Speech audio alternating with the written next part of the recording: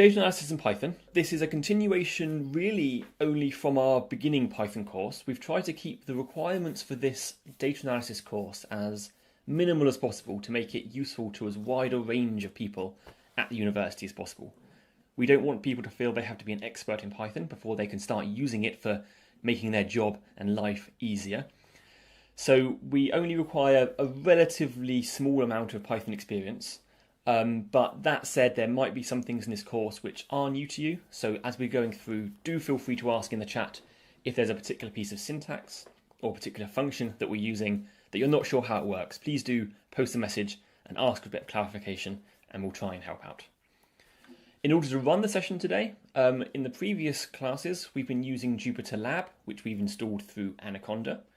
Jupyter Lab, we've been writing text files with our Python scripts in, and then running them in a terminal. In the session today, we're going to be using a tool called a Jupyter Notebook. Now, it's possible some of you have used a Jupyter Notebook before, so just to get a bit of a sense of the room, could people post in the chat whether they have or have never used a Jupyter Notebook before? No, good. So lots of people who haven't used them before, so that's going to be the first thing we go through today. Those who have used it before, this first 10-15 minutes or so, feel free to follow through it as well. Otherwise, since all the material is self-guided, you can just carry on through to the next section without waiting for me to get to it, if you so wish. So the first thing to make sure you've all got is Anaconda Navigator, all started up and running. So I'm just going to give you all a minute or so, or 30 seconds or so, to start that up and have it running in the background before I carry on to actually starting the session. Okay, so hopefully you will have Anaconda Navigator started up now and running. It should look something like what I see on my screen here. You might have a slightly different list of apps, or you might have slightly different versions of things, but hopefully it's a similar kind of idea. Now, I said we were going to be using Jupyter Notebooks today. However, I don't want you to immediately click on the Jupyter Notebook launch button. If you do want to use that mode of launching Jupyter Notebooks, it's okay. It's going to work just fine. And if you feel more comfortable there, that's okay. But for the session today, we are going to use Jupyter Lab as the way to start the Jupyter Notebook server. I'm going to explain what these terms mean in a little bit.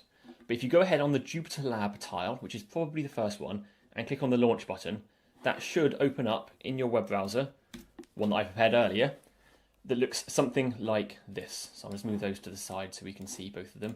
So click on the Jupyter Lab launch, and that'll open up in your web browser something that looks like this.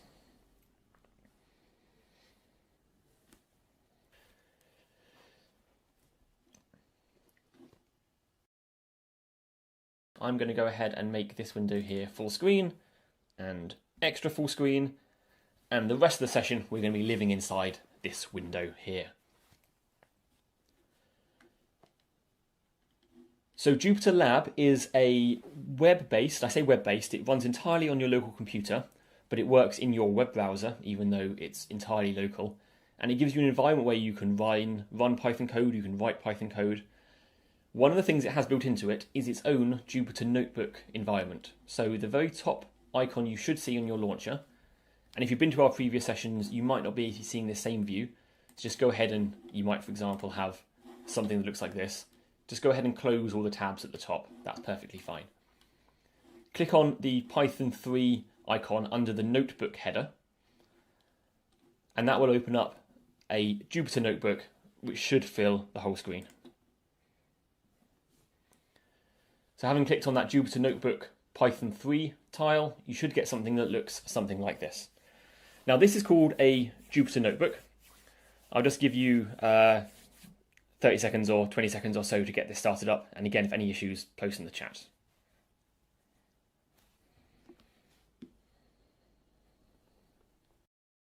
What we have here is a Jupyter Notebook. A Jupyter Notebook is a way of writing and running Python code in an interactive way. And it also provides us with a bunch of extra features which are really useful when we're doing data analysis kinds of tasks.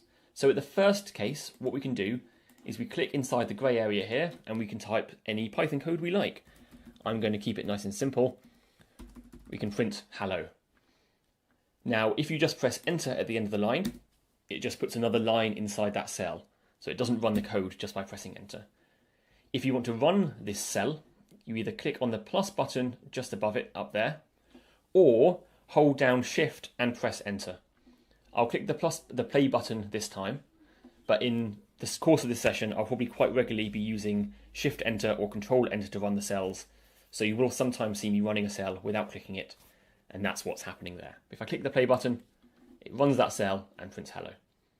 It also gives every cell that's been run a number, so you can keep track of which order they've been run in, because in principle it's possible to rerun cells that are further up the page after having run further cells that are further down the page. It can get confusing, and we'll try and cover that later. So I'm just going to switch over to the notes now and copy and paste a few examples from here. So one thing we can do, as I said before, is have code over multiple lines. I'll just show that by typing. So a equals 5, b equals 7, a plus b. If I do shift enter, it runs that cell and displays 12 on the screen. Notice here in this second case, I haven't had to write print a plus b. I didn't need to do this, because the way that Jupyter Notebooks work is whatever the last thing in a cell is will be displayed onto the screen. So here, because a and b has the value 12, it's displayed 12 underneath the cell as the output for that cell. And you see the output and the input have got corresponding numbers.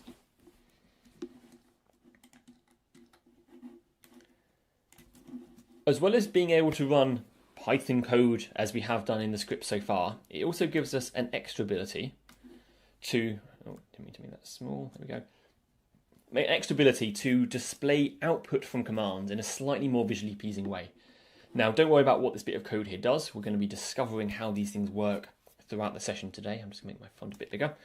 We're going to be discovering how this works throughout the session today. But if you run this, it's going to print something that looks like a nicely presented table of numbers, where you hover over it and the lines get highlighted, which is useful when you have larger tables of data.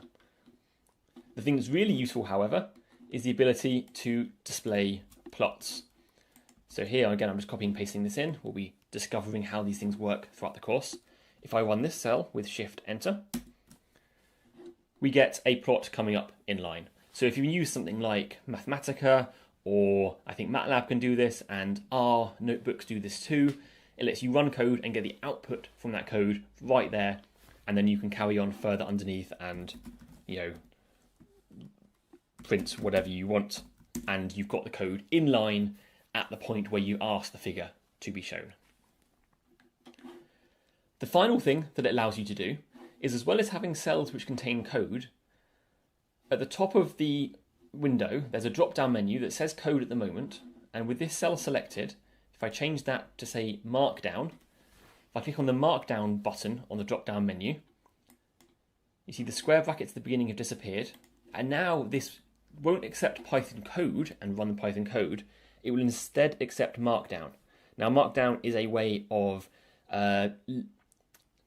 applying formatting and design to plain text. So you can start headers by doing a hash key, and you can write header.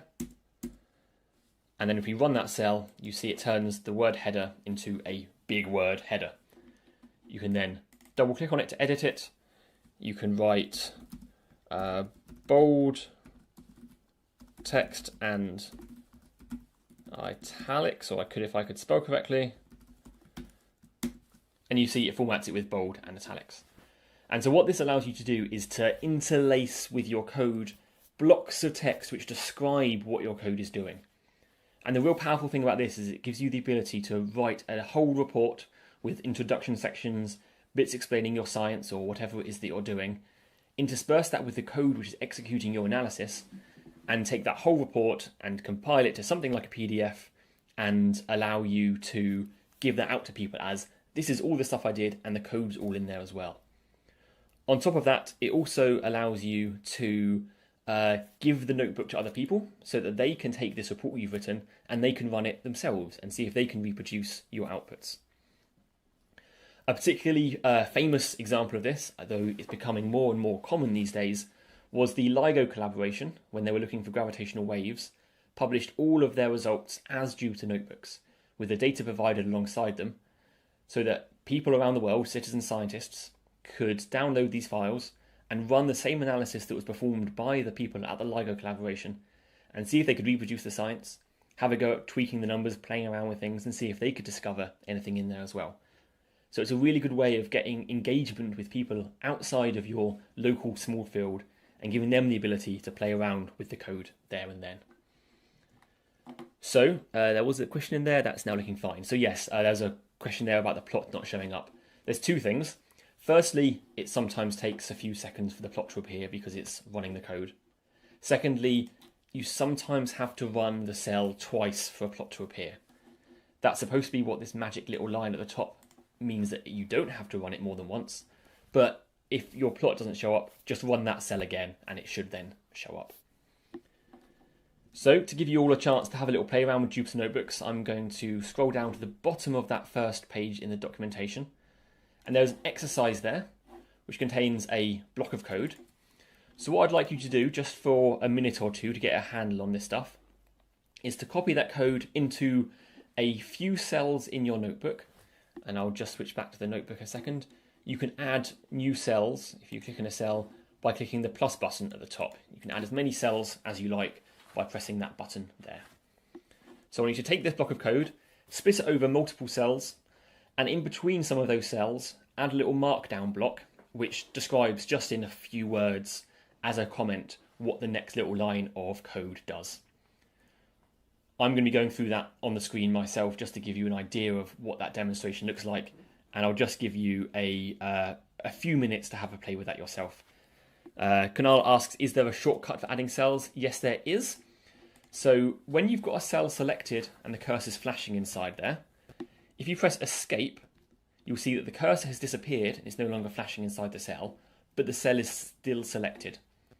In this mode here, if you press the A key on your keyboard like this, it puts another cell below where you are.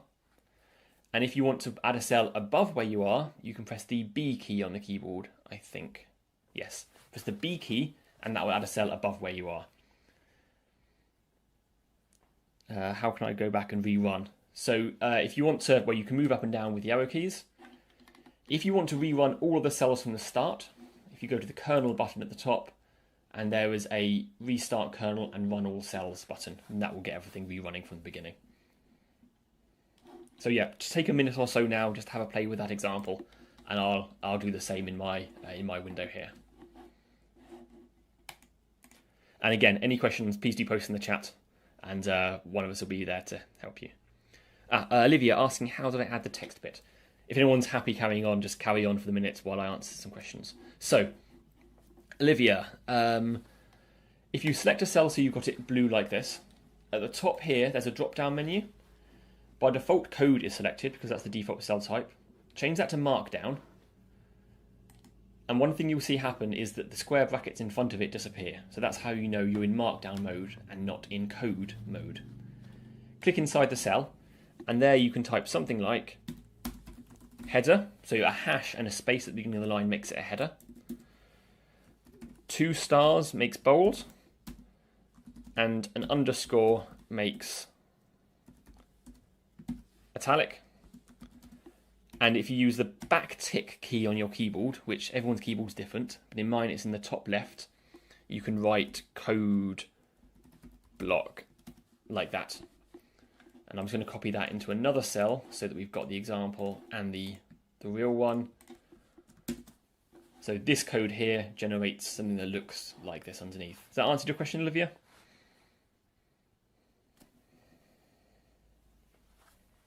Great. And Rob, your cells aren't showing the answers after running. So if you could post in the chat there what you've typed into your cell, and then I'll see if I can reproduce it on the screen. Okay, I'll come to you in a second, Kunal. So the first 2 things in the exercise, if I copy those 2 lines there, for example, and I type that into a code cell, if I run that cell there, you're saying you don't see any output.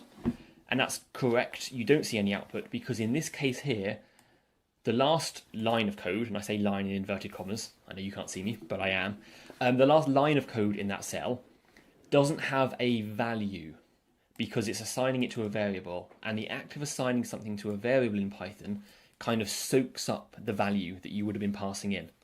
And so this line of code here doesn't have an output of any kind, it's just performing a side effect. And so you don't get any output from here. If we put in this cell my purchases, and then purchase, there we go, and run that, there we do get an output because that line has a value. And Kunal, how would I tell Jupyter to run several cells together? So, I don't know, let's try something. If I select two cells at once, which I can do by clicking on one, holding down Shift and clicking on another. If I press play, it looks like they both run. So you can select a cell, select another cell with Shift Enter or Control Enter I think works, and then press the play button and both of them should run. However, the easiest way to get that to work is to go to kernel at the top, restart kernel and run all cells, and that will run everything. Okay, so a question here about the other things in this drop-down menu. So you see one that says raw. That basically, in the mode where you want to generate a PDF, Jupyter won't do anything to the cell before just putting it in the PDF. So it's just really, really basic and raw. So you never need to use that one. Heading, I don't know what that one does. I'm guessing it's just a shortcut for a markdown cell. The only two cell types I ever use is code and markdown. That's all I've ever needed.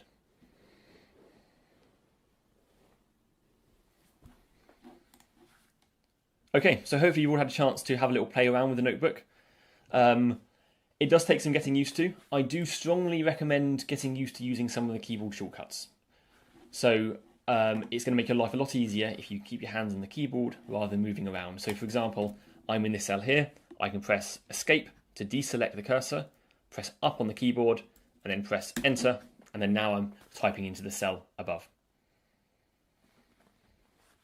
If I press Escape there and press B, I'm now in the cell below. I can press Enter and then type A equals 7, for example. I can run that with Shift Enter, and then I can move down to the bottom cell here and then run that cell again, for example. I've done all of that without touching the mouse at all, and that's going to make your life easier as you become more accustomed to using Jupyter Notebooks. Okay, so moving on to the next section here. First thing we're going to do is in the notes, at the bottom of every page there's a next button. Go ahead and click on that next button now. And in general, Christopher will probably be posting into the chat the link to the current page we're on. But in general, you should be able to just follow through in the order I'm going. I think Christopher might be helping someone with a question at the moment. So, Introduction to Pandas. So this course is about data analysis in Python because it's a very, very common thing that people in all walks of the university have some kind of data they want to analyze. Maybe it's in a spreadsheet, maybe it's in a text file, maybe it's downloading from a website. Often what they want to do is ask a few questions about it, for example, to select a subset of the data or to merge it with another form of data, and often to plot a graph at the end. A lot of science comes down to a bit of analysis and plotting a graph, as I'm sure you're all aware. So the idea of this course was to get people to the point where they can do that set of tasks without having to do sort of too much complicated things. We want to kind of find a critical path to getting the solution done. So in Pandas, the primary tool that provides these features that you need to do those things is a tool called Pandas. Now Pandas is a third-party module. It's not core Python. It's written by people around the world writing stuff in their own free time, written by people like you and me. But it's included by default in Anaconda, which is one of the reasons we use it. But the reason it's included by default in Anaconda is because it's by far one of the most popular Python packages out there. It provides a couple of basic pieces of functionality. The first of which is a series, which is what we're going to be covering first. And the second is a data frame, which we'll come on to in a little bit. But to get a little sense from people in the room, could you let me know if you've ever used Pandas before? Or if you've ever done anything with Pandas or just had to work on code which has used Pandas before? So we're seeing a few people with yes, a few people with no. Okay, good. So lots of people have never used it before. You're the perfect target audience. However, those who have used it before, hopefully we'll go through some things which will clarify stuff, explain how stuff works underneath. And again, if there's anything that you're really comfortable with, feel free to move through a little bit faster or ask questions about how you can do other things about it in the chat. Yeah, so a few people have used it. Most people haven't. Wonderful. As I said, Pandas provides a few different tools. The first of which is the series. Now, a series in Python, in Pandas, sorry, you can access by importing it from the Pandas module. So I'm going to start a new notebook, and I'm going to do that by clicking on the plus button up in the top left where it says New Launcher, and I'm going to select a Jupyter Python 3 notebook. I'm going to save and close the old one because we don't need that one anymore, and I'm also going to rename the notebook by right-clicking on the tab at the top, select Rename Notebook, and I'm going to call this Pandas. Giving your notebooks a sensible name is a good idea because just having everything called Untitled 1 and 2 and 3 isn't going to make your life very easy. So we start off by from Pandas import series. So from the Pandas module, we're importing the class series. I run that with Shift Enter, think about it for a moment, and we've got access to a series. I'm going to copy this line of that list because otherwise I'll get a different set of numbers to you. So the way that you create a series in Pandas is by calling the series class, like a function, and you can provide any list of data to the series object. Because at its core, the series is kind of like a Python list. It works in a very similar way superficially, and we're going to be investigating some of the differences shortly. So the easiest way to make a series is to give it a list of numbers. So here inside the round brackets, I've given it a list of numbers with the square brackets. These are all integers in this situation. If I run that cell, it's going to, because I haven't assigned it to a variable, it's going to display the value of that object. And this is a view we're going to have to get very used to seeing. We're going to be seeing a lot of series, or whatever the plural is. So I'm going to explain now what the things on this screen mean and what we should be paying attention to when we see them. Now, the first thing you hopefully notice is that this line of numbers on the right-hand side are the same numbers and in the same order than those we passed in the list at the top. 14, 7, 3, minus 7, and 8. So the first thing to notice is that series has maintained the order that we pass things in, and that makes sense because you'd hope that a series is serial and maintains ordering. The next thing to look at is on the left-hand side, we have the numbers 0, 1, 2, 3, 4. These are the index. You can think of these as being the row number or the row label, because we'll see in a while that the row label can be strings as well as being integers. Because we haven't told it what labels we want to apply, it's automatically generated the numbers starting from 0. Because remember that Python always starts counting from 0. The final thing to be aware of is the D type. D type means data type. In this case, it is an int 64. Int means integer. 64 means it's a 64-bit integer. 64-bit integers can get very large. They can get as large as 2 to the power of 64. So the largest integer you can have inside this thing is pretty much that big. Except actually it's only that big because it goes positive and negative. So you can hold very, very large numbers inside here by default. The reason that it tells us what the type is here is because Pandas is going to use the type of the data to perform certain optimizations as it does stuff, which is useful when we're dealing with millions of numbers and we want to do mathematical things to them. It's going to do it nice and fast. As I said, here we didn't specify an index, so it generated one for us. We can go ahead and give an index to it. Index equals, so as a second argument to series, we pass a list of, well, whatever you want. But here I'm going to use a couple of strings, single character strings, but strings nonetheless. And when we run that, we see printed out on the screen the same numbers as before, but here we have a set of indices. Just take 30 seconds or so now just to have a go at making sure you can import pandas, you can generate these series, and I'll be back in a moment to carry on to the next section.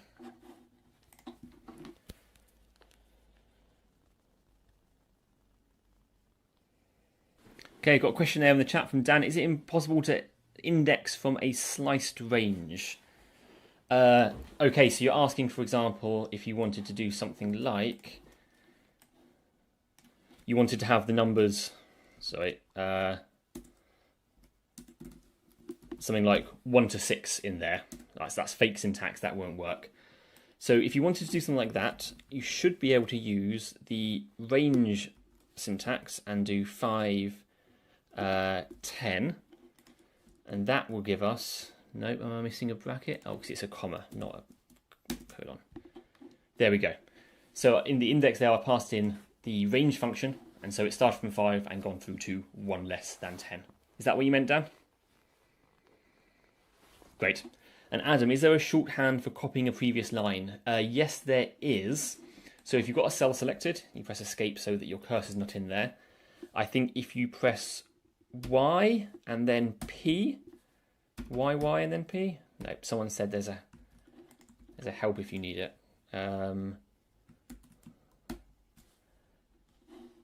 Edit. Copy is C, paste is V. Okay, so you select it, you press C, and then you press V. There we go. So C to copy, just pressing the C key by itself, and then V to paste. And you can delete a cell with pressing D twice. I'm not expecting you to remember all of these. There is a way to get the keyboard shortcuts, but I can't remember how you do it. It's probably in there somewhere. If anyone can see how to get the Jupyter Notebook help up, then that would be great. Okay. So let's go ahead and actually do something with these things. So I'm going to go back to, actually which one, I'm going to try and keep up with what I've got in the notes. I'm going to go back to this cell here. So I'm going to delete these other cells. So we have here a series. I'm going to assign that to a variable s because I'm unimaginative. And see, this time, because we've assigned it to a variable, it hasn't printed anything out. But we can have a look by writing s, and then it shows up on the screen. Escape and B to do another cell, or press the plus button there. So we want to ask something of it. I said that series are like lists, and they are like lists in many ways. One of which is that you can use square brackets to select items out of them. And in this way, they're actually starting to act a little bit more like dictionaries, because we don't put a number in here per se, although you can if your indices are number. You put in here the row label that you want to select. So in this case here, because we labeled them A, B, C, D, and E as strings, we can pass in here C. We run that, and it gives us back C is the third item, C is the third item, so C gives us what happens to be number 3. If we do it with A, we get 14.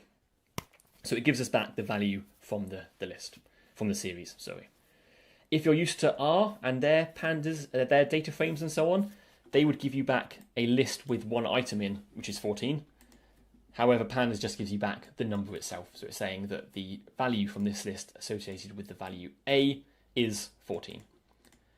We're going to see later on some more advanced things that you can put inside these square brackets. But if you just put a single item by itself, it's going to look up that row, find the index label that matches it, and return it back to you. You can also edit in the same way. So we can do S and we can edit, let's edit E, and we can set the value to be something else. So we can say this should be minus 999. Run that, it's done it. New cell S, and we see that E has been updated and changed. So there's 3 exercises after this bit here. Don't necessarily worry about doing all of them. In general, there's a few more exercises than you really need. They're just there to stretch you if you're interested. Just take a minute or two to have a go at those, and then I'll move on to the next bit.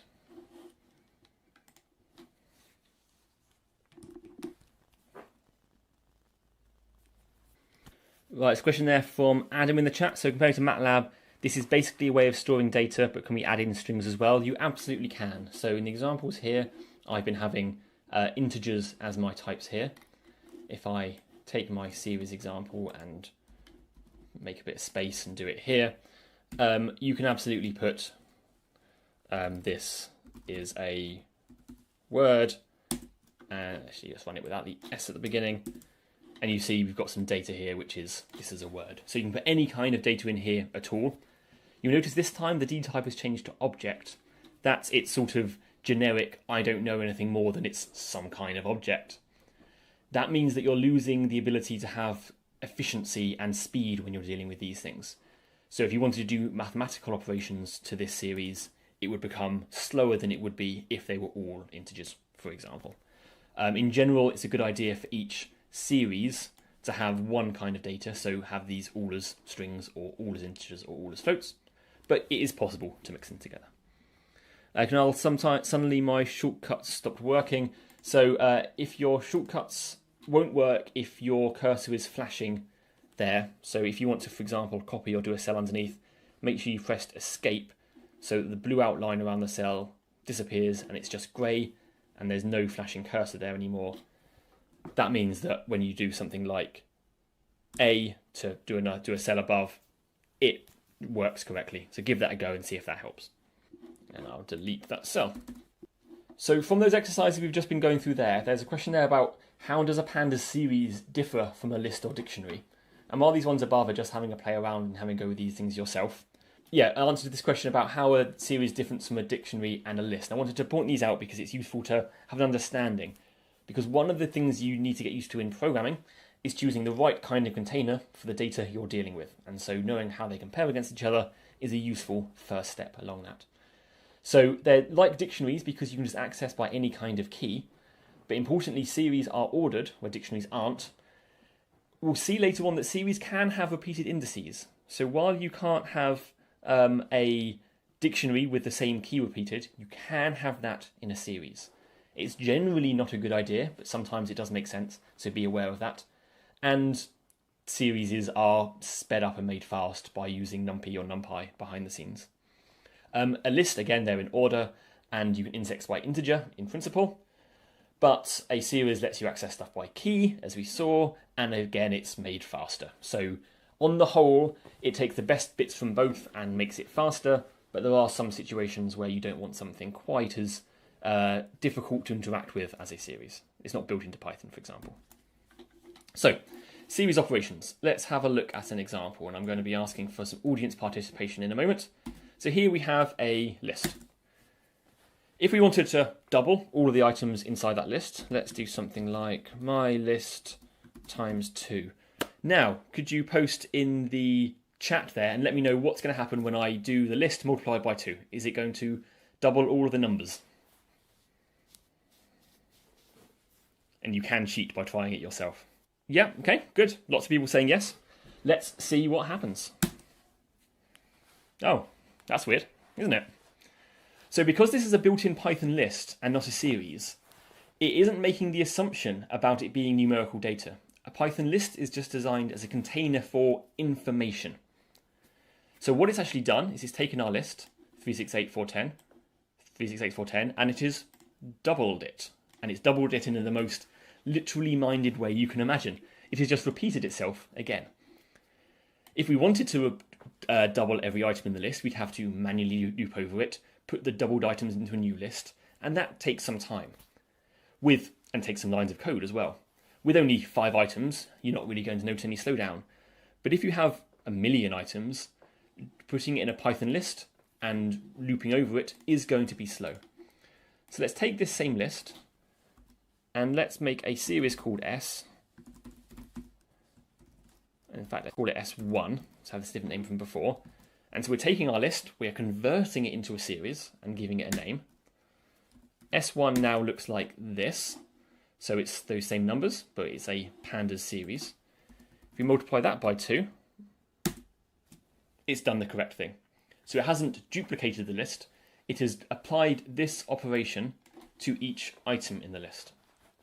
And because it knows that they are integers, it is able to do this in a very, very fast and efficient way.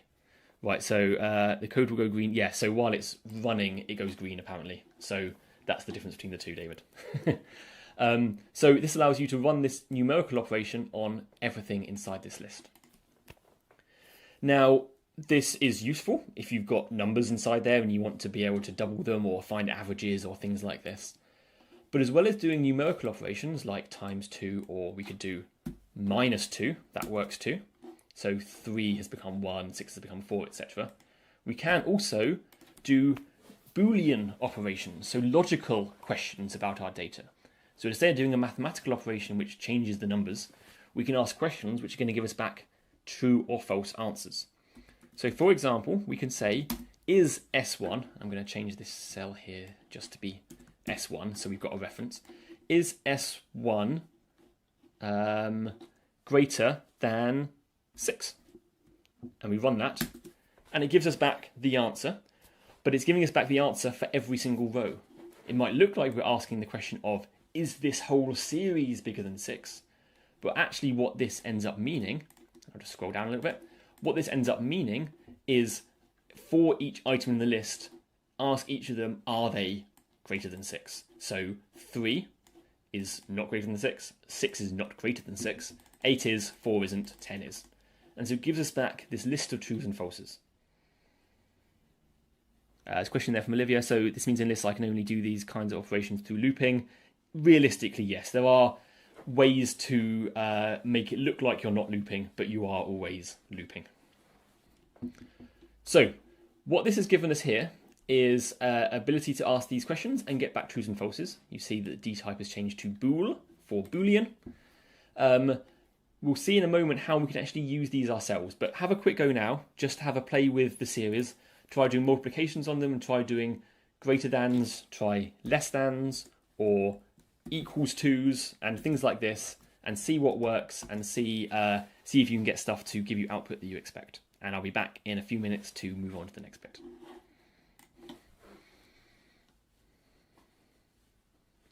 Jeanne's asking, how do you get just the numbers from the series? So you want to get not all of the stuff around it, you just want to get the values, and you can get that by writing dot values. And that gives you back the array with just the values out of there.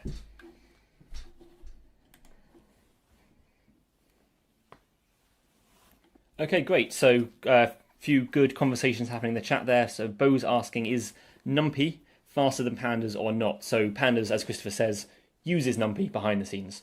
Everything underlying it is NumPy, and it's just using Pandas as a way of giving a nice interface on top. Yeah, as Christopher says, always one step ahead of me is he. I'm going to go, again, I'm going to just make some more space underneath, and I'm going to come back to our S thing from before. I'm going to change S so that the last item in it, actually no, I'm going to redefine it so that it's the example from before. There we go. So, S, A, B, C, D, E, and the numbers. I showed you before that with an S you can do something, oh dear, you can do something like S is greater than, let's say, greater than 4. And it gives us back some trues and falses. Now that's useful as a first step. It gives you something which, if you look at with your human eyes, you can see that there are trues and falses, and so you could kind of try and cross-check, and you could say, okay, so which items are greater than 4? A is true, B is true, and E is true. Okay, so that, and that have passed my test. Okay, that's good. However, we are lazy because we are programmers. The best programmers are always the laziest programmers because we make the computer do the work for us. We shouldn't have to do this manually because software is there to automate our lives. So making another cell below, I'm going to take this S greater than 4 thing, and I'm going to kind of double things up. I said before that when you write S and you put brackets in it, you can put inside here something like A. The spaces here are just for clarification in a moment. The S's here are to, the A here is going to select row A from S. So I said if you put a single item in here, it's going to give you back that single item. However, there is a special shortcut mode that if you put inside these square brackets something that is a list of trues and falses, or more specifically a series of trues and falses, it will use that series of trues and falses as a mask. And anywhere where there is a false, it will not show the data. And anywhere where there's a true, it will show the data. So here we can paste in our S greater than 4. So S greater than 4 is inside those square brackets. And when we run that, it gives us back just the things that passed the question. Now this here is obviously a simple example. It's just asking a small question about your data. Is it greater than 4? But you can ask more complicated things. You can say, if s is multiplied by 2, is it still greater than 4? And here we see that we've got extra data has come through. Now, while c, i.e. 3, isn't greater than 4 itself, if you double 3 to 6, 6 is greater than 4, and so it passes the test. And so you can put relatively complex questions inside your square brackets here, and that's going to give you the ability to filter down your data and discover the things from it that you really, really want. Hopefully, throughout the session today, we'll be seeing more examples of this, but at this point, I want you all to have a go at doing that yourself. Have a play with the putting different numbers in here, try making different series yourself, and see that you can reproduce this and make sure you understand how it works. If any of you have any questions about what this does, how it works, or what kind of extent you can take it to, please do have a chat with us in the chat there. And apart from that, I'll be jumping back in again in a minute or so.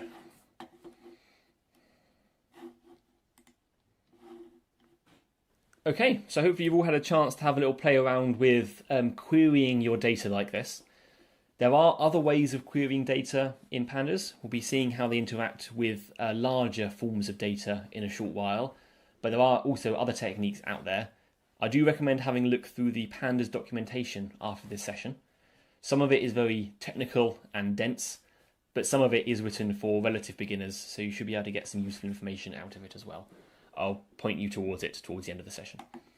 So the last thing I wanted to cover on series, which is going to be useful later on, is how you can do things between two series.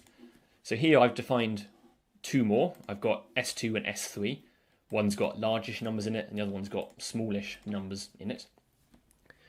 As before, we saw that we can do S2 minus 5. That subtracts 5 from all of the values inside S2. So 23 goes to 18, for example. But if you've got two series which are the same length, you can do S2 minus S3. And it will subtract the corresponding elements from the two of them. So it does 23 minus 7 is 16, 5 minus 6 is minus 1, and so on and so on. And again, it does this very quickly. It will, even if you've got like a million items inside here, it will be able to subtract one from the other in a fraction of a second. So you generally don't have to worry about the speed, as long as your D types are showing up correctly as int64, and as long as these are a similar size thing, this is always going to be a nice fast operation. You don't generally have to worry about that. If you do get to the point of having to worry about your data being far too big, we'll give you some information at the end of the session to come and talk to us about how you can get help after the session. So moving right down to the bottom of this, what was the title of this page?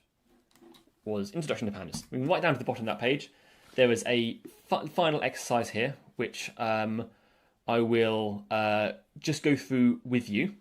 So create two series of equal length with no specified index and containing any values you like. Perform as mathematical operations on them. That's what we've just done there. Now, what happens if they've got different lengths? Let's have a look. So let's make S3 shorter. So S2 we've got 5 elements in, S3's now only got 4. If you subtract one from the other, I didn't run that cell again. Classic thing that happens, if you change a cell but don't run it, then the values that are set inside it don't get updated. So you have to make sure you always run a cell after having edited it. So here we see that S2 minus S3 is done 23 minus 7, again, 16. 5 minus 6, minus 1. All the way down till it's got to 7 take away 4 is 3. Then it's trying to do 5 take away, well, there's nothing there.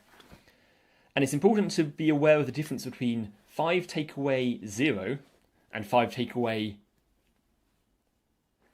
And at that point I just paused, because there's nothing to subtract from it. There's no definition of what you, if you do 5 take away something that just doesn't exist, what the answer should be. It's not 5, it's not infinity, it's not anything.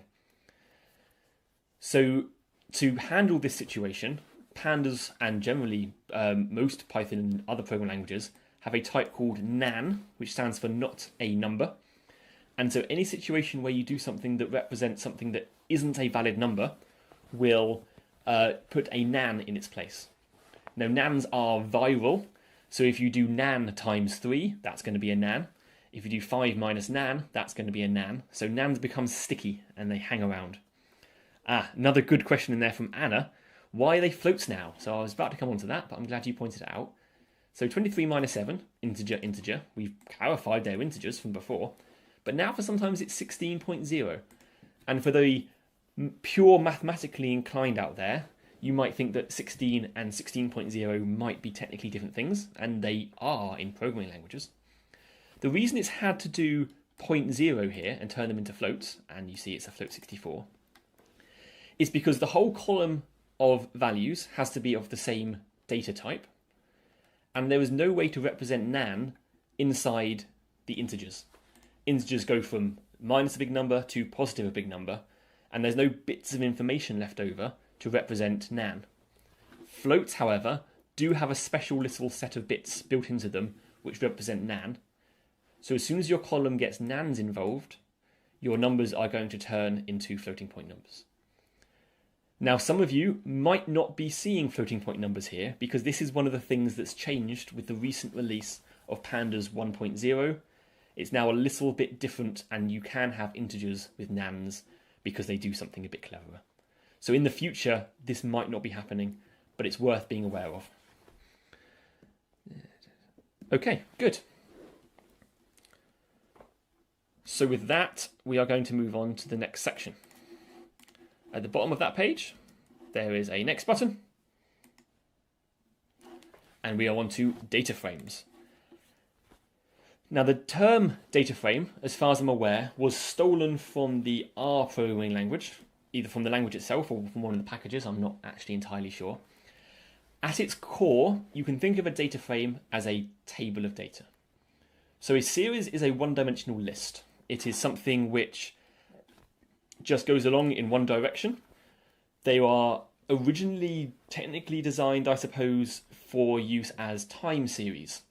So in our examples before, we had indices which were numbers, automatically generated 0, 1, 2, 3, or A, B, C, D.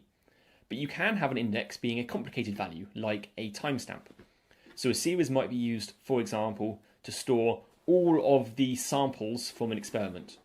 Maybe that's all of the temperatures throughout a day, or all of the atmospheric concentrations of CO2 throughout a year.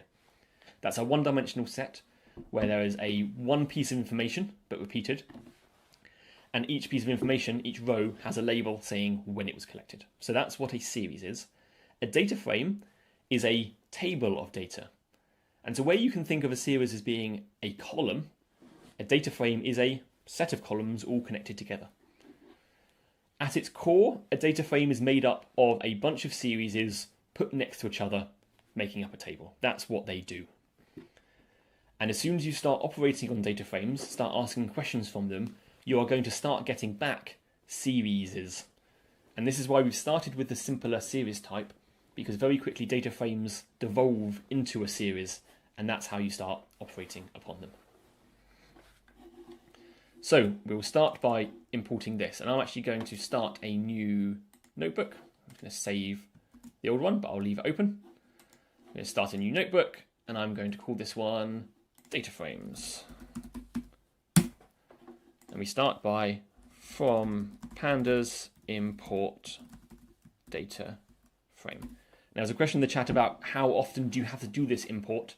Generally you do it once at the very top of your notebook, and then it persists for the rest of that session. This next bit I am going to copy and paste because there's no way you want to sit here and watch me type out all of this.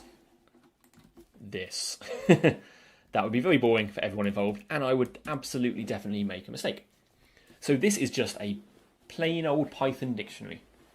Each key is a string, and each value is a list of items.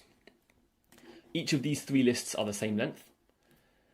The way this is going to work is each key is going to be used as the label for a column, and each value is going to be used for the values in that column. So we go ahead and run that. Now, at the moment, that's just a plain old dictionary. If you want to turn it into a data frame, we should go ahead and use the, if I could spell, data frame class, which we've just imported at the top, and we pass it our data in the same way we passed our series, our list, sorry, to the series. There's a convention to name your data frame df, and that's a bad idea because it doesn't describe it, so I'm going to rename this to census. I think that's how you spell census. Then in the cell below, I am going to print it out, census. You're going to see me lots of typos in this session. There we go. Just going to make sure I've got my chat window open. Good. So you can see here, we've got a table. We hover over it and we see all the lines showing up nicely. So I didn't mean to scroll there. We've got 3 columns because we had 3 items inside our dictionary: city, year, and pop. City, year, and pop. In the city column, we had Paris, Paris, Paris, Paris, and then 4 Londons and then 4 Romes. We see the same thing here. So it's maintaining the order of the data. At this point, we don't care about our dictionary anymore, so I'm actually just going to scroll down to the bit that matters. We've taken our data, we've printed it out. You can think of each of these columns as being a series, and you'll see there are 3 columns, so there are effectively 3 series being involved here. If you remember before, every series had its own index. The way that a data frame works is it combines all the indices from the parts together and gives one overall index all the way down the left-hand side. And now, because we haven't specified an index, it's assigned one for us. Again, the integers displaying from 0. So I'm just going to give you a few seconds now just to copy and paste and run that code yourself. Make sure you can import the module. Make sure you do this line here. And make sure you can get to the point where you've got a table displaying in your code. So give you a little bit of time there just to have a go at that, and then I'll jump back in.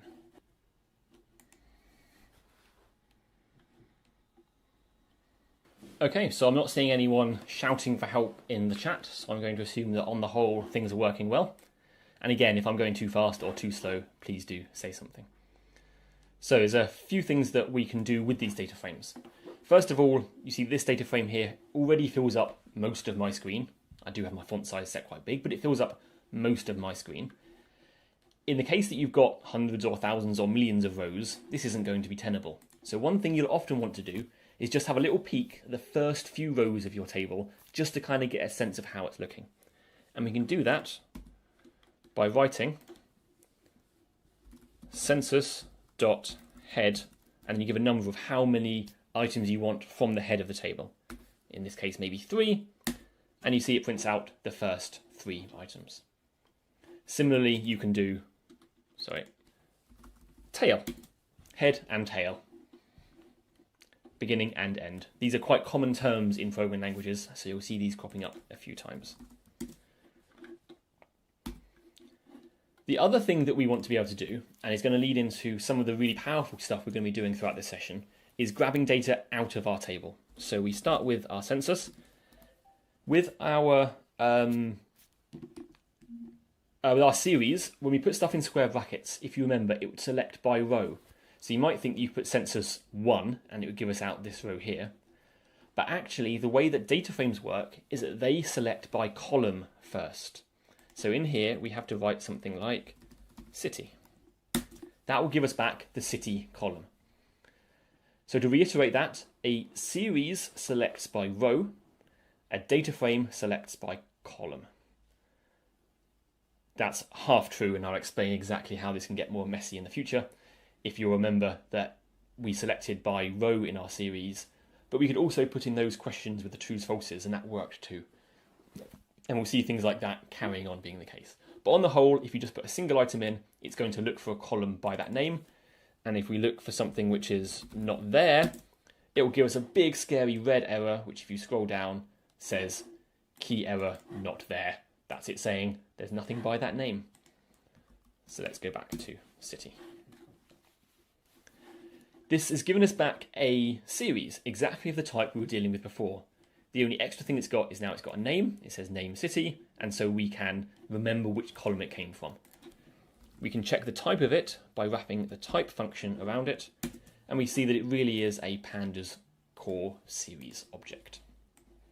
So that means we know exactly how to deal with it. So let's start to do that again. Census, square brackets, city. So we could say something like, I want to select all of the rows where the city is Paris, because those are the census informations that I want to do my subset of my analysis on. Because this is a series, we remember before that Boolean operations on series give us back a list of Booleans. We expect to get the same thing. And we do indeed get a list of trues and falses, where the trues are the rows where it was Paris, and the falses are elsewhere.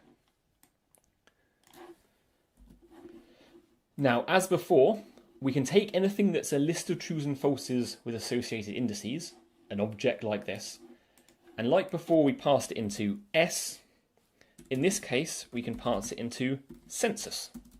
And inside those square brackets, I'm going to copy and paste this thing here. And the reason I put those spaces around it is because the proliferation of square brackets can get confusing.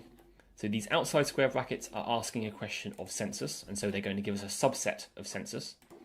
These inside square brackets here are selecting the column on which we're asking this question. So this here is a list of trues and falses. It's going to mask and select down just the rows from the census table, the thing up above, which match this question. And so when we run this, we get back just these items here, which match Paris. Have a little go at that yourself, make sure that's working, and then I'll carry on to the next bit.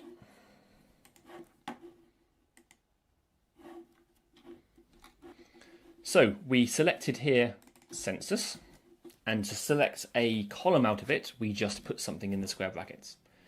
It's quite common that you actually want to select by the row index. And so to do that, you do .loc, which stands for location. Not the best name I know, but it does work. And if you put the number 3 in there, it's going to give us back the row that matches the index 3. So it gives us back Paris 2010 2.244. So this is a way that you can get rows of data out of your Pandas data frames. But the reason it's made a little bit more difficult than getting the column out is due to the way that the stuff's laid out in memory, effectively. It has to ask more and more difficult questions and do more work in order to extract a row than it does to extract the column. You can think columns are pre-prepared, but rows it has to go and find the data and reassemble it into a series. So getting rows out is possible. It is slightly slower. So it wasn't slow, but it was slightly slower, and that's why they make it a little bit more difficult to get access to. We can also add new columns. So here we have census, and we have a look at that table. It looks like this. So we can add a new column to it. For example, a column called continental. Again, spelling catching me out. And we can assign a value to it. So this is going to make a new column with that name. And so the value we assign to it needs to be a list of numbers to fill the column with. The easiest way to get a list of values to fill the column with is to generate one from one of the other columns. So for example, let's put some spaces there to make it clear what's going on. df city is not equal to London. So this is going to ask of the city column where it is not equal to London. That's going to give us back a list of trues and falses. We're going to take that list of trues and falses and make a new column out of it. It's not called df, is it? It's called census. Thank you. There we go. So now we look underneath and we print the census table, and there's now a new column here which has got our information in it. And we could then use this in queries as we go forwards.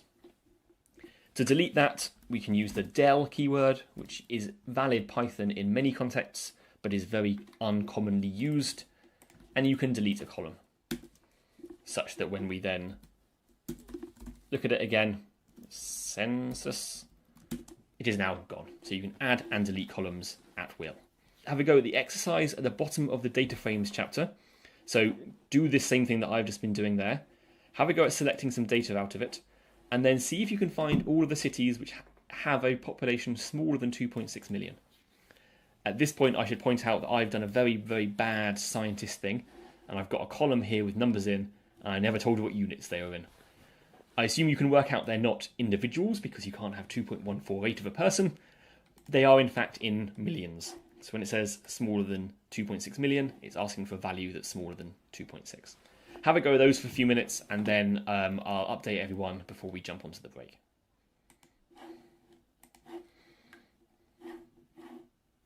So I want to go through the answer to one of the exercises there. So the bottom of this page, this middle exercise here, select the data for the year 2001.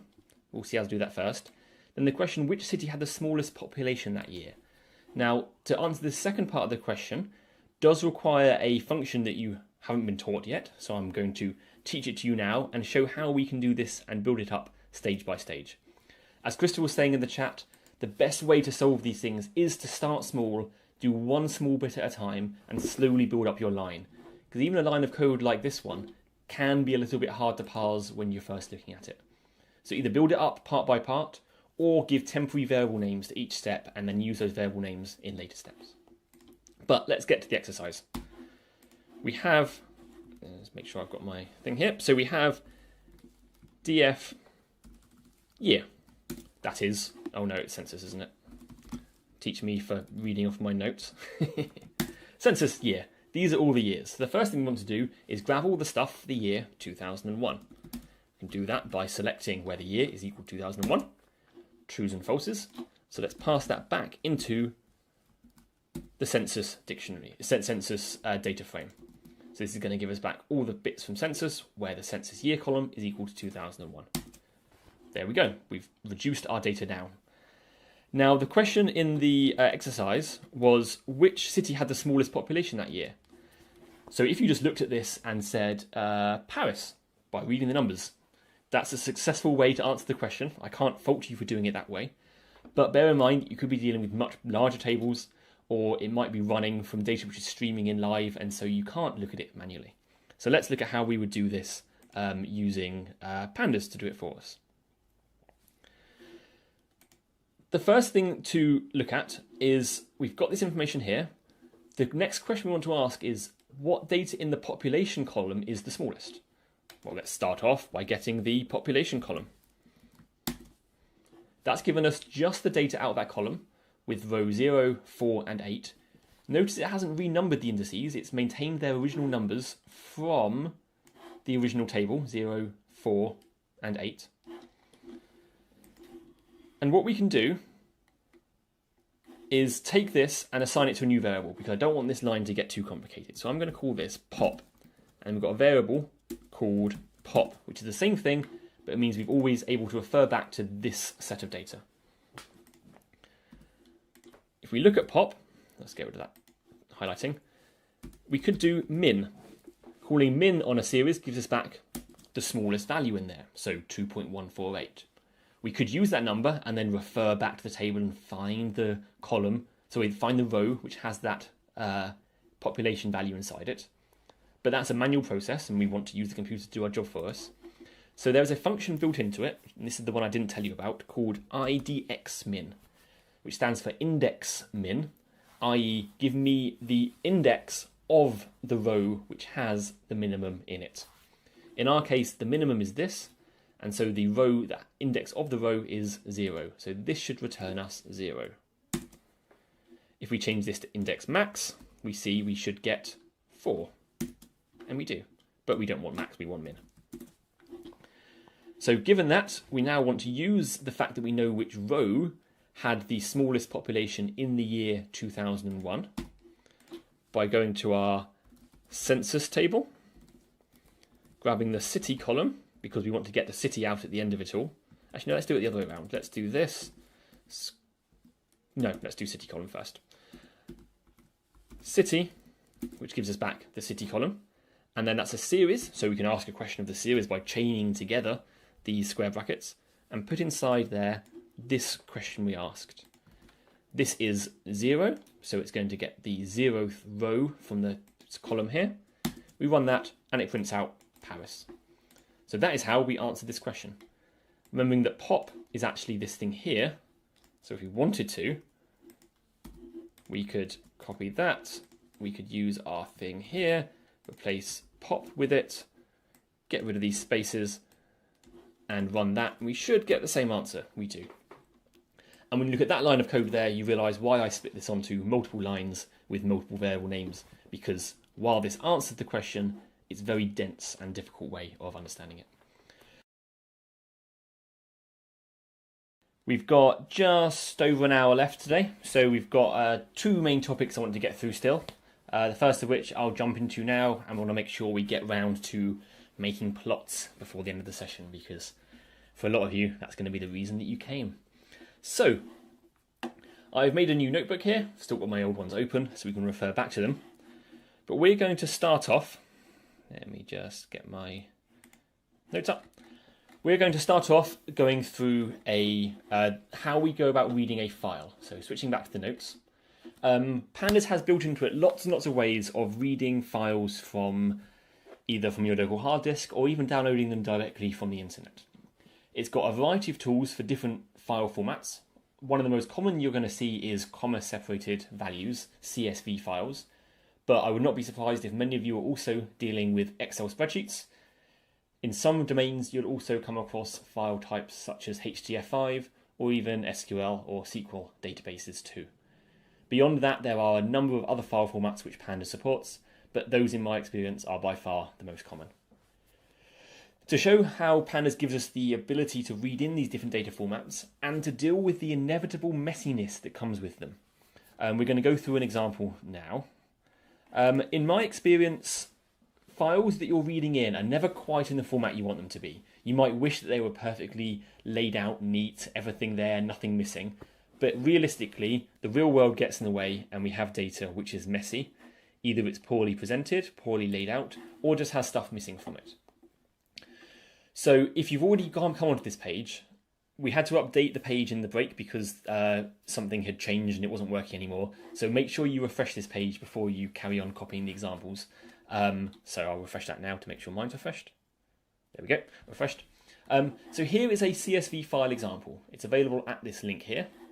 So this here is the contents of that file. It's got some text at the top which describes what's going into the file and sort of an explanation about what's inside it. Then it's got the actual table of data itself. You'll notice it's using semicolons instead of commas to delineate the different columns in the table. It says up here a -1 signifies a missing value. So we've got some -1s, which mean there's no census data for that year.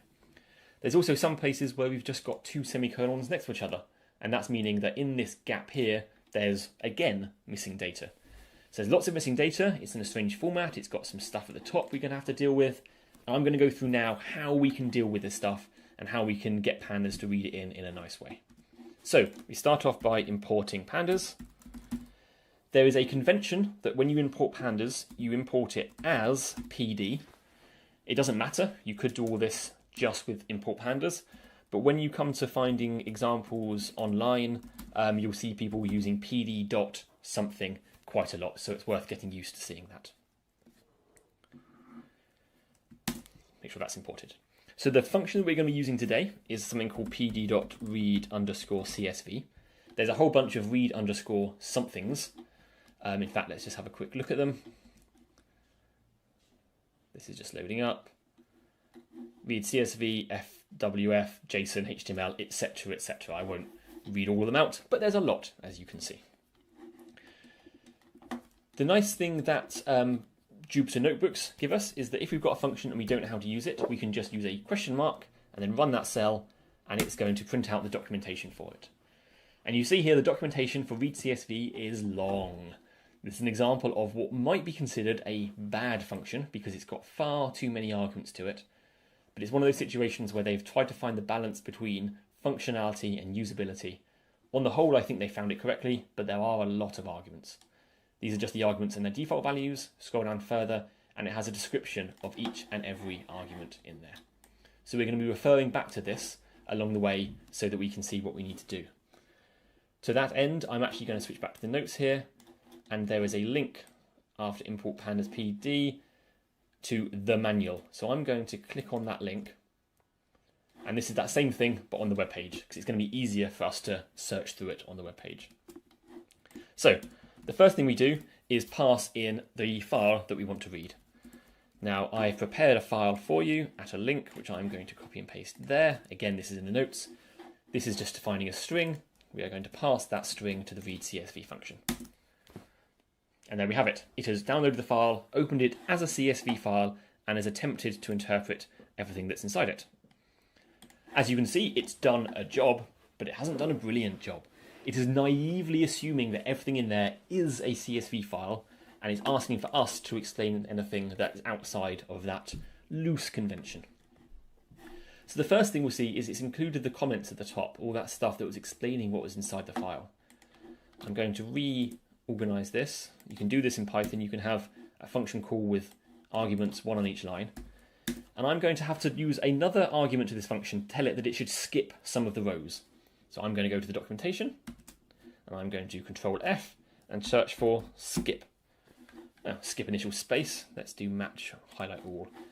Skip rows. That sounds like the one we want. So let's look for skip rows. Skip rows, and go down the page. And here is the documentation for that argument. It says the line numbers to skip. That's what we want. We want to tell it how many line numbers we want to skip. So let's go back to here and pass in skip rows equals, and I think it is 5 we want to skip because there were three comment lines, then 2 blank lines. If we run that, there we go. Those comments at the top have disappeared, and already it's looking a little bit better. We've just got the data left over. The next thing is that this CSV, again in inverted commas, isn't using commas to separate the values. It's using semicolons because I was trying to be deliberately obtuse when I designed this file so that we could learn together. So again, we go back to the documentation and go to the top, and we want to find out how to tell it which thing it should use to separate the columns. So let's just start looking for sep. There we go, sep. There's an argument called sep, which if we go down to, delimiter to use. Now delimiter means the thing you use to separate stuff. If it's none, it tries to guess what it is, and it assumes that it's a comma. And you see here the default is the comma. So let's do sep equals, and then it's a string. It's a semicolon we want to use as. And so now we run this, and there we go. We're basically there. So we've had to tell it what file, what to skip, and how to separate it, and it's pretty much done the right job.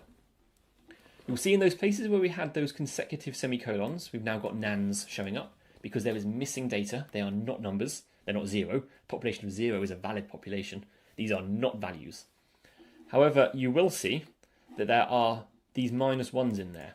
And if you remember from the documentation that we had at the top of the file, it said a -1 signifies a missing value. You'll notice partly that it's changed it into -1.000. Again, because of the whole nan thing, it's converting them all into the same data format. But we want to tell it that -1 is not a valid number. It is in fact actually signifying missing data. So there we can write, well, let's have a look through. Let's have a little browse at the top. This is generally the way that I work when I'm using a library. I sit here and I stare at this and see if I can work out what's going on. So let's try searching for nan. Nan. NA they're using here. Okay, so NA filter true NA values. Let's have a look at NA values and scroll down the page. Additional strings to recognize as nan. Okay, so we give it a list of strings and it's going to use them as nan values. NA values equals -1.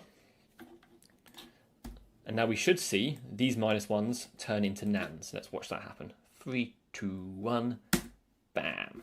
There we go. It's now representing all the missing data as nans. The last thing we might want to do is that here we have 3 columns which contain data. Some of them missing, some of them aren't. But we have a column here which is unique. And in a census, you would normally use the year as the primary index by which to say which year you care about. You say the first thing you talk about is which year you're talking in. We haven't told it what index to apply to our data frame, and so it's generated the 0, 1, 2, 3 defaults. However, we can tell it that it should use this column as the index, and so it will take these numbers and use them as the index and have it not as a column of its own. And we do that by passing in the index col argument. We switch to the documentation, index col, columns to use as the row labels. That's exactly what we want to do. Equals year. When we run that, we see the year has become bolded, it's now down there, and we've got our data frame all working together. And because we've done that, it means we can do something like census equals this. Census, like we did before, to get the city column. Oh, hang on, no, it's not called city anymore, is it? It's called, it's a different layout. Let's get the information for London. And you see here, it's giving us a series with the columns being the years, which means we can say something like 2001, and it gives us back the population for London in the year 2001. Lets us very easily navigate down our data. So for the exercise here, go to the bottom of the reading from file chapter, and there is a link to, and I'll just go there myself. There's a link to this DAT file. So do the same thing that I just did, but doing it over this DAT file instead. And if we look at that file, okay, it's not going to let us look inside it. That's annoying. Actually, we can have a look at where it came from on the Met Office website. Loading, loading, loading. Loading, loading, loading. That's not going to load. So in the meantime, just take that URL there and paste it into the same read CSV thing we did above, and try doing that same thing. Try just fiddling with the data, try adding in skip rows, changing the separators, things like that, and see if it starts to look how you want it to. And if you get stuck, have a look at the answer, and otherwise I'll go through you all with it in a little bit once you've had a chance to play yourself.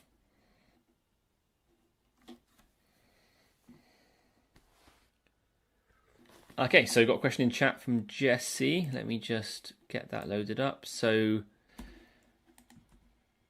you're writing this string here and you run it and it's saying invalid syntax. And the reason that's happening is because on Windows, they use the / character to represent folder separators. However, in almost every programming language, / is used for control characters. So for example, \n is a new line.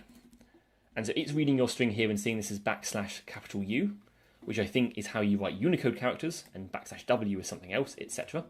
So one thing you could do is replace all your slashes with /, because they work fine on Windows. Otherwise, as Chris says, do an R at the beginning of it, which makes it a raw string, and then that will work successfully. Okay, so I'm just going to go through the first part of the exercise there. So the first part was just to open the file and get it all read in correctly. So leaving that other stuff on the screen there, I'm just going to paste that in, and I'm going to comment out the magic bits so we can kind of build it up bit by bit. Feel free while I'm doing this to just carry on going through the exercise yourself. If you've done this already, you don't have to listen to me. Feel free to carry on through the other bullet points, looking at negative temperatures, etc. But for those who are interested, I'll just go through this on the screen. So we read the CSV in from that file. I've commented these out so those aren't being applied. And we look at it and it looks all wrong. All the files are in the wrong place. It's got all this extra information at the top, which we want to skip in the same way we did with everything else. So when we run it again with the skipped header, suddenly we're getting data that looks correct. Again, it's assuming that it's comma separated values, but our table, as we saw was not comma separated. They're separated by spaces. So we want to tell it that instead of using commas, it should use white space to separate the columns. And if we now run this, we see that it works. I'll point out one thing about this data because we are going to be using it in the next section, and in fact for the other exercises. The year column here isn't the year in which the data was measured. It is the average temperature for that year, in the same way that the October column is the average temperature in October. The final thing we have to look at, and if we look at the end of the table, this will be clearer with tail. In 2019, there's a bunch of 999s at the end. And that's because I downloaded this file and put it on the website in October 2019, about 6 months ago. And so there's obviously no temperature data for the future from their perspective. Now, it tells us in the format on the Met Office website that -99.9 and -99.99 both represent missing data, in the same one that our -1 did before. And so we can use the NA values to set them to nans. So when we run this, we see the nans showing up at the bottom. That last bit there is very easy to miss. It's also very easy to miss the difference between with 1 9 in the decimal place and with 2 9s in the decimal place. Yes, there's a question there about whether delim whitespace is the same as /s plus. It's a very good question. And in fact, I can answer it by going to the documentation and looking for delim white space, and it says right here, equivalent to setting sep is equal to /s plus. Now this, for those who haven't come across it, is called a regular expression. These are very powerful ways of matching patterns, which we don't cover in this course. If you are experienced with them, you'll recognise what this means. In essence, it means a bunch of white space. But to avoid people needing to know regular expressions, they've added in the delim white space argument to make that easier for people. Bo asks, how can I set all negative values as nan? So I don't believe there's a built-in way to do that using NA values, unless you only have a subset, a strict set of negative values you're dealing with. The way that I would deal with that is to read the data in and then do a second pass where I loop over that column or apply a function to that column which replaces any negative numbers with nans. So there's a function called apply, which applies a function you give it to every row, every item in a series, and you could do a if statement inside that function which would check things out, which would compare it to 0 and then return none if it was less than 0. So I would do it as a second step after the reading in. I don't think read CSV has got built-in functionality. You could argue that read CSV has got enough arguments already without adding in any more. Yeah, exactly, as Christopher's done there. So I'll see if I can demonstrate that. So let's get rid of the NA values one here, and it just has these 999s. And if we, on the row below, do df, where df is less than 0, is equal to none. So that's going to find all the places where the df is less than 0, and it's going to set them to be none. So when we run that, and then look at df.tail, let's see if this worked. Christopher's reputation's on the line. It did indeed work. So I would do that as a second step. Okay, so I assume that people have managed to read in that data file using the example in the notes, and I should point out again, I say again, I don't know if I have pointed it out yet. On every exercise, there is almost always, I think always, an answer link. If you click on that, it will take you to the answer, where this is the lines of code that I just copied and pasted from. So if there's ever an exercise you're stuck on, you can always find out the answer and get a little bit of help. But do try and have a go yourself with these things first.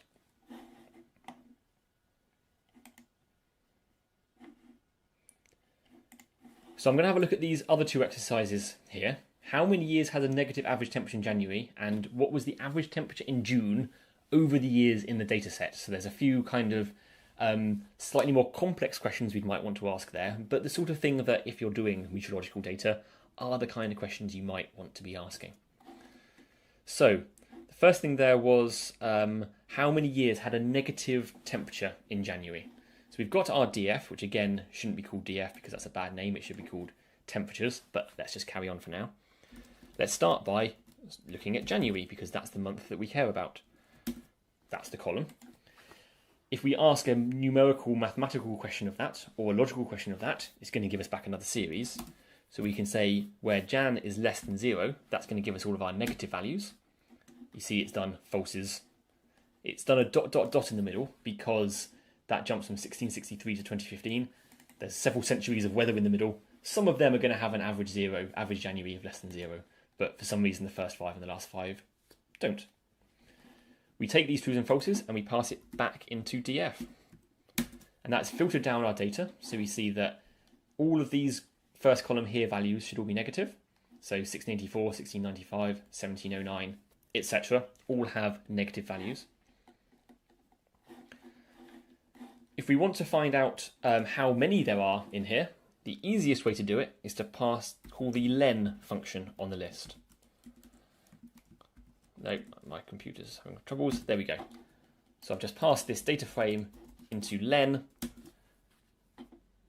No, I need to... That gives a different answer in my notes. Because I've got an extra pair of square brackets there that I put in accidentally. There we go. So dfjan is less than 0. df of that, there we go, is 20. So there are 20 rows which have an average January temperature of less than 0. I think there is also another way of doing it, which I'm going to try and work out live with you all in front of me, which is always a risk when you're programming. There's a bunch of functions you can call on data frames. So the result of this whole thing here is that it's a data frame. So there is, for example, I think it's summary. Nope, not summary. Count. This is where I should look at the documentation, but I'm being the wrong kind of lazy. So there we go, called count on a data frame. It tells you for each column how many items are inside it. I think by default it doesn't count nans, but it will count anything that's not a nan. So here's another way we could have done it. We could have said data frame of January dot count. Or if we wanted to, we could have taken from our data frame, we could have grabbed just the January values, and then we could have called dot count on that, which would have given us 20 as well. There is, as they say, more than one way to skin a cat. I don't like skinning cats at all, but if you're going to, you can do it with code. The other question that was in the notes, which I'll just move down for, was what was the average temperature in June over all of the years in the dataset? So again, average temperature in June, thing to start with is looking at the June column. Here's a bunch of data. If you want to find the average of a series, because remember when you get a column out of a data frame it gives you a series, there's a function called mean, which you just call directly on the series and it returns you the single value of the mean, 14. So over the last several decades in some measurement location in the UK, which is where this temperature data was collected, the average June temperature, or the average of the averages, I should say, is 14 point something degrees. If we look at the Jan temperature, we see the average Jan temperature is 3. This tells us we are probably in the northern hemisphere. Yes, question there about why the first example I did up here didn't work. I think it's because I accidentally missed off df there when I was typing and overwrote it. So it was giving us the length of this list, which is a list of length 1, and so it was just giving us 20. We could actually, I think, have not do that at all. And that gives us, okay, that gives us all of the trues and falses, which is 361. So we want to be able to select just the data from it that is has the true value, which is those that are matching this predicate, 20. So there's a question there, how do you set the index column if it doesn't have a name? That's a good question. So the data we were dealing with here actually had its first column, the one that had the dates inside it, didn't have a name. I'll just see if I can... I don't think I have the original file anymore. Let's have a look. This is a peek behind the curtain at the material. One thing I didn't point out earlier is that the website you're reading for the notes, everything on there was written using Jupyter Notebooks. So these are actually notebook files which get compiled into HTML and presented to you.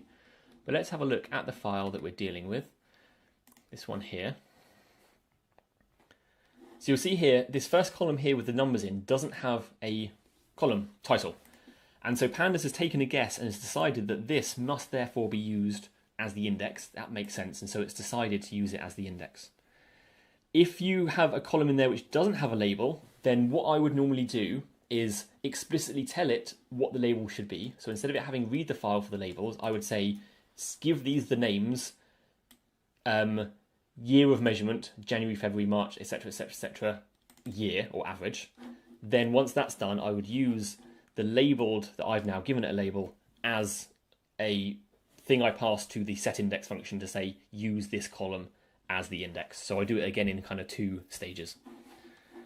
So Jesse, your question about you've got a list there, can you use a mask expression to find values? I don't think so. I'm often wrong. So let's have a look at the documentation. Actually, do I have it open already? No, I don't. And let's have a look at NA values. I did skip over it earlier. So NA values takes a scalar, like just a number, a string, a list like, or a dictionary, and it is optional. By default, it's this. So there's no option here for the type of this to be a function. So there's no ability here to pass in something which is either a function or something which maps something. So built in, there's no ability to do that. So I would suggest using the feature that Christopher found for us earlier, where we did, commented that out, and then we did, no, sorry, we did df df less than 0 equals none. But instead of doing df less than 0, you could do some other predicate inside there. So back to the notes here. Been through these exercises. We've opened and read this separate file. Make sure you keep that bit of code around because we're going to be using it in the next section. We have done some questions on the data. We've asked about negative annual temperatures and the average temperature in certain months. And this is the useful kind of things you do. So obviously in this course, we can't get fully into depth about doing every single type of analysis. We have another course, which will be running a few times after Easter, so in the next month or two, called Applied Data Analysis in Python. And there we actually learn some analytical techniques for studying more complicated things about your data. But a lot of the time you just want to do relatively simple filtering, and that's what we're doing in these sections here. The other thing that you often want to do with your data is not to look at it in a form that looks like this. I mean, it's nice to be able to look at your data in a table, but really you want to be able to see a better visual way of representing it. So for example, here we see we've got 11s and we've got 13s and we've got other things happening. It's hard to see trends in a table because you can't see anything really happening. You can see a bit of a trend. So if you look at the July temperatures, they slightly go up, they're 13s up to 16s. You know, there's maybe a trend there, but it's hard to see in a picture. So we are going to move on to the next section, which is plotting. Got just over half an hour left, which is perfectly on time. Moving on to the next section, which is the Matplotlib URL. Plotting data with Matplotlib. Matplotlib is the de facto default plotting library for Python. If people could just post in the chat whether they've used Matplotlib before or not, that would be an interesting kind of sample to get a sense of where people are. Yeah, so there's a lot more people saying yes, they've used it. I mean, I wouldn't expect everyone to have by any stretch, but it's hard to avoid using Matplotlib if you've ever done anything sciencey in Python. Now, what I'm going to show you in this first section here, while it uses Matplotlib, you don't actually need to know any Matplotlib at all. It's a very shortcutty way of doing things, because Pandas has built into it an interface to Matplotlib, which does all of this stuff for you. So let's have a go at doing some of this stuff. So I'm going to leave my df here, which is our weather data. The simplest way to plot something is to take something like a data frame and do a dot afterwards, type 4 letters, 2 brackets, and then run the cell. And at its core, that's everything you have to do. One of the things I really love about Pandas is they've optimized it for the most common use cases. It's very common that you want to just draw all of your data and just have a look at it. And looking at this plot here, can any of you see anything wrong with it? Post in the chat if you can see what's funny about this plot. Yeah, exactly, David. The y-axis is going down to minus 100, yet if we look at our table, we see that all of our numbers are... Oh, hang on. Looks like I made a mistake. When I was playing around and showing you the examples, I accidentally forgot to change it back so that these minus 99s weren't in there. And this really illustrates one of the brilliant reasons to use plotting. It's not just for having something to put inside your paper you can publish at the end of the day. It's so you have something which can visualize the shape of your data very quickly and easily. So looking through this table, we might have seen these minus 99s because they're at the end, but if they happen to be in the elided section in the middle, there's no way we would ever have noticed them without doing a plot. So doing a plot immediately draws up the screen. We see the green down here behind the legend. You can just about see the line going down all the way to minus 99.9. So what we want to do is go back to our reading function, which is further up the page. Where is it? Here it is. Make sure we've uncommented out this bit here because I was doing a demonstration. Run that, and then have another look at df. We see that df is now nan, it's the Batman. And when we plot it now, we see our data, while not pretty, is now at least laid out with the correct values. So the next thing you would usually want to do when you're plotting something is not plot all of your columns all in one big plot. You'd want to kind of pull out some kind of particular piece of information. And so instead of doing df.plot, we can instead do df year. Oh, sorry, I forgot the quotes. So df year, that is our series. And if you do plot on a series, this one here was plotting a data frame. This one here will plot a series. We get just that set of data. We get a plot of that time series. And this is where you see the very sad fact right in front of your eyes from publicly accessible information that definitely, on average, over the last 400 years, the temperature of this part of the UK at least has been increasing. There's a certain trend of, I don't know, looks like 1 or 2 degrees, which is fairly significant when it comes to the mass of air in the atmosphere. So this, I think, is a really nice way of seeing actually global warming happening right in front of your eyes. Now, a plot by itself like that is nice. We can see our data and it's good for exploring things. But you usually want to actually do something to your data. You want to be able to label it and give some information to your reader. And so the way we do that is we say, we take the result of this df year plot thing, which as it happens is the thing that's being printed out here. It's a Matplotlib thing. And let's give it a name so we can refer to it later. So year plot, run that again. Same thing happens, but now it's been stored inside this variable. And because we've stored it in that variable, we can do things to it. We can say year plot dot set y label is temperature. And then we run that, we'll get a y label appear on the left hand side. Oh, I can't spell, thank you. Year plot, there we go. Now that's all showing up how we want it to. And temperature is showing up on the left hand side. Now in the notes you might notice I've got some weird stuff going on, where after temperature I've written $$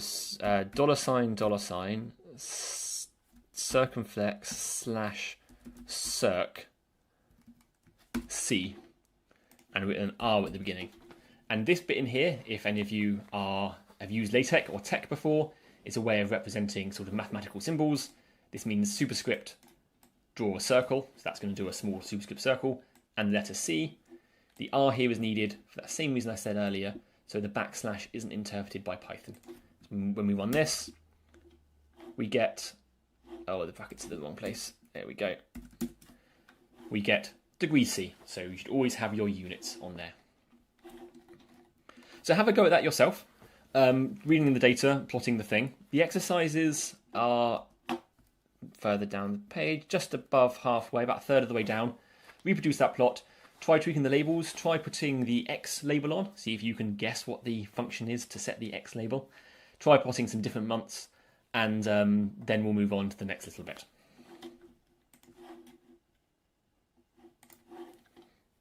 So David, as to your question about what kind of object R is, everyone else can just carry on for the minute, you don't need to listen to this. I'll demonstrate. In summary, it is the same thing. So if we look at type, no, if I could spell I would, type of hello, it is a string. If I look at the type of R, hello, it is also a string. So the way that Python uses this R in front of it is it kind of uses it to pre-process what's literally written here before it turns it into a string. Normally Python reads a quote and it happily plods along until it sees another quote, and it does stuff to things in between like new lines. What the R here does is it changes the way that it reads through this string before making a string out of it. And what the R really means is don't do anything until you see another closing quote. Adam, to your question about square brackets and round brackets, as Christopher says, exactly right, square brackets are used for indexing and round brackets are used to call functions. When it comes to things like pandas, it's a little bit more complex than that. It's completely true that that's what it does, but I tend to think of it more about square brackets are used to ask queries of the data, because you can do more than just ask for a single index. You can pass in, for example, that series of trues and falses. So because you can put more complex things in there, I think of it more as a query syntax, where lists and dictionaries have got a very simple syntax, but series and data frames have got a more complicated query syntax. But as per the language, square brackets means index operation. And the next little section is other kinds of plots.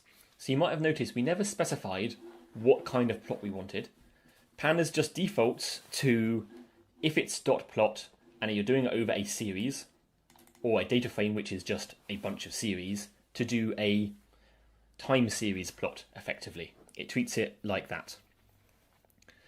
Now, different kinds of plots actually need different kinds of data. And this is something that I think when you're taught about bar charts and histograms and stuff at school, it isn't always quite made explicit. But I see a lot of people making mistakes by just thinking, I've got some data and I want to represent it in this way. And maybe the two of them don't actually make sense together. For example, you shouldn't just, or you could, but maybe it wouldn't make sense, just take all your data here and plot it as a bar chart. Because arguably it's continuous data. Maybe it's continuous, maybe it's not. That's really where it starts to get a bit blurry. But for example, if we wanted to do a chart of the temperature in each decade kind of could be thought of as a independent singular value, and so we want to plot a bar chart of the temperature in each decade going across the sheet. So let's have a little look at how we can do bar charts. So at its most simple, I will do the thing I just said I wasn't going to, and show you that you can do .plot, and then before doing the brackets there, you can write bar.plot.bar and then call that as a function. It's a bit of a weird syntax for people who are used to Python, but there is a way to make this work. You run that, and it does a very, very, very dense bar chart, where everything's smashed together and you can't really see very well what's going on. Now, that's not a very useful thing to do. Really, we want to look at a sort of a simplified view of this. Here we've got 300 or 400 pieces of data. Bar charts don't work well with that many pieces of data, so we want to simplify this down. So let's delete that cell and start again. So I'm going to introduce, while I'm technically introducing bar charts, I'm going to introduce a few other bits of syntax in here, which I think are useful things to know about. So first of all, we've got our data frame. If we want to get out just the years from this data frame, the years here are in the index column. They're not a column by itself, so we can't just do square brackets index because there's not a column called index. Instead, there's a shortcut which gives us the index, which is just .index. That gives us back effectively a list of all of the index values. What we want to do to turn this column here and group these by decade is to have our table here, and the way we're going to do it is we're going to make a new column on the right hand side which has inside it the decade that each row is in. This first one will say 1650, 1660, 1660, 1660, and so on, up to 2010, 2010, 2010, all the way to 2019, being also 2010. And to do that, we're going to do a little bit of string manipulation, and so I'm going to sort of play along with this, and if people have any questions along the way, ask in the chat, and I'll try and pay attention to both windows at once, but otherwise I'm sure my helpers will keep up. So we're going to make a new series which contains this column here, but turned into a string. So df.index, and we're going to turn that into a series. We're turning it into a series so that we can add it as a new column. Now the index of that new series has to match the one we're going to insert it into, so it has to use this same index here. So this is very repetitive, but df.index. And if we look at that, I forgot to import pandas on the screen. From pandas import series. Here we have index column, values column. They are the same as each other, and the d type is integer.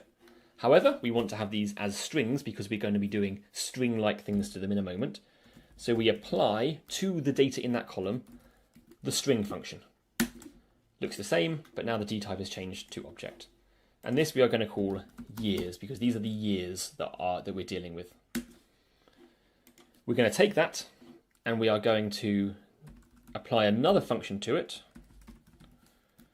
And the way we're going to apply this function is something you might not have come across, and that is a lambda function, which is a way of very concisely applying a bit of information to something. So this x here is going to represent each year, each row from our series. And so we're going to take each row, and that is going to be a string, which is 4 characters long, like 1659, for example, or 2019. And we are going to take the first 3 characters from it, and then add the string 0. So we're cutting off the units number from the year and replacing it with a 0. And if we look at that, we end up with 1650, 1660, 1660, so on, 2010, 2010, 2010, 2010. So this is now our data which represents the decade that we're in.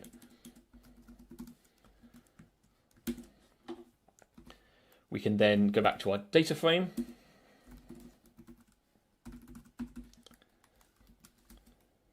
And assign that series we've just created with the decade strings to the decade column. So it's going to make a new column called decade. And so now when we look at df.head, we see we have a new column decade which has 1650, 1660, 1660, and so on and so on. So in order to plot our data by decade, we first had to make a column which represents a sort of a consistent piece of information for each row that we want to group together. Because the next thing we want to do to our data, a thing you can do in Pandas, which we haven't come through yet, but I'm going to introduce now, is grouping. So if you have a table of data, you can group together rows based on certain conditions. In the example earlier, we had that continental column we created based on whether the city was or was not London.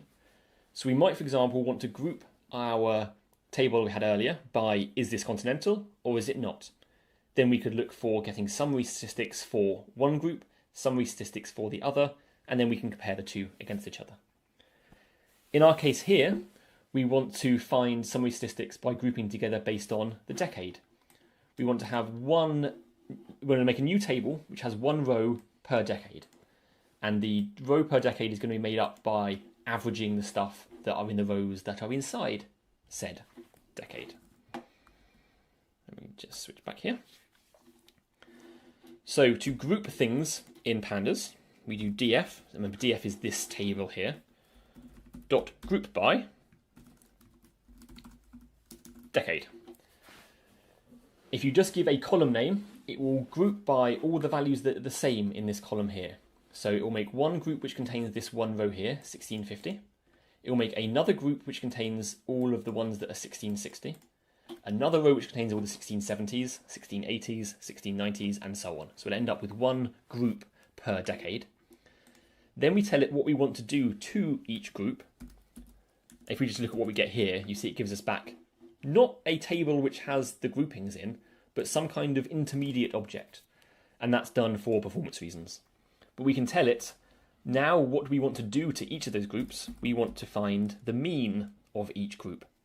And when we run that, we get back this. So you see here, it's made a new data frame. This is not the same data frame as before. The index is now based on the thing that we grouped by. So the decade is now the index, because we told it to group by decade, and so it's taken that to mean decade is the important thing. So use that to index our data. It's then made a row for each decade where the values in that row, for example, this 2.60 here, is made up by averaging all of the rows from the previous table, which are in the 1660 decade. So 0, 5, 5, 1, and then some more that are hidden down here. So that gives us 2.6.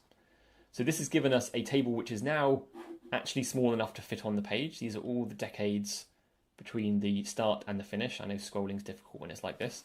So let's change this to dot head, just the first few rows, or dot tail, the last few rows. Good, Christopher's doing a brilliant job keeping up with me in the chat. So the very last thing we want to do is assign this to give it a variable name. Let's call this by decade. I can never spell decade.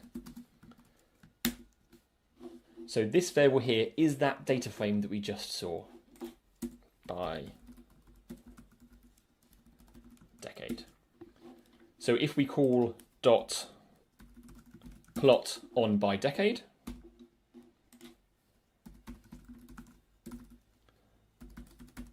we will get a line plot over the decades, just like we did before. But you see how we've reduced the noise in the data because we've averaged over the values within each decade. We don't want to plot all of them, we want to plot just the year, because we want to reduce the data we're plotting still. This is where we really see that upward trend very, very clearly. Before it was slightly lost in the noise, but now you can clearly see over the last 100 years the temperature has shot up. You could say the same thing between 1880 and 1720, so maybe they were worried as well, but we know there's a global trend now, not just a local one. To make this into a bar plot, we follow plot with dot bar, and there we have it, a bar plot over the decades. So in summary, to do a bar plot, you just follow the plot with dot bar, but you do have to think about the kind of data you're doing things to. So if you want to do group by, you need something to group it by, and then you need to call the group by function. Last thing on this pandas-driven plotting chapter I wanted to cover was saving a plot to a file, and I saw that someone in the chat already got to this point and having a go and they were having issues, so I'm going to go through it on the screen up here. I'm just going to delete that file because I don't need that one anymore. There we go. So, let's make a new cell. And let's see about how we go about saving this file. Now, in Matplotlib, like in many tools that are around, especially in programming land, there is often more than one way to do it. Now, a well-designed API will give you one clear and obvious way to do something, but it's not always possible to only have one way to do it. So I'm going to show you a way to do this. I'm sure that some of you, if you've done these things before, have alternative methods, but this is the way that I've used, and I think it's nice and reliable. Also, it has the advantage that it works outside of Jupyter Notebooks. So if you're doing your plots just in normal Python scripts, this is going to work well there as well.